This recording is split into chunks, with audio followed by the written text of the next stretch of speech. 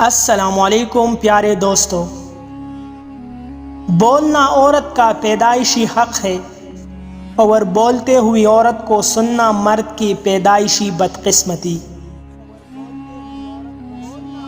مرد چاہے کتنا ہی ہوشیار اور چالاک ہو، عورت کا کیل اس کے لیے ہمیشہ حقیقت بنا رہا ہے۔ ہم ایک ایسے معاشرے میں رہتے ہیں جہاں مرد ایک غسل کر کے پاک ہو جاتا ہے، جبکہ عورت اپنی پاکیزگی ثابت کرنے کے لیے پوری زندگی لٹا دیتی ہے۔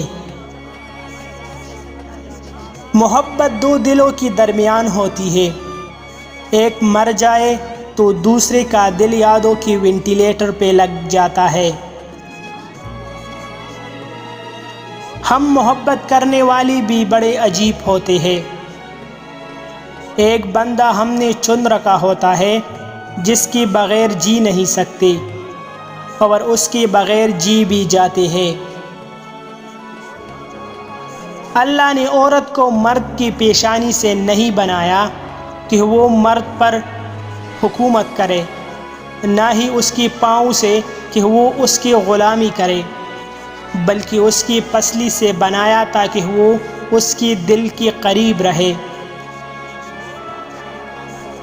مرد کی دو اداؤں پر عورت مر مٹتی ہے، پھر جیسے مرد کہتا ہے ویسے کرتی ہے۔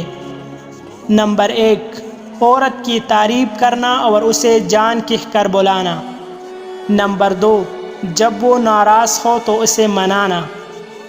مزید ایسے اچھی ویڈیوز کے لیے ہمارا چینل ابھی سبسکرائب کریں۔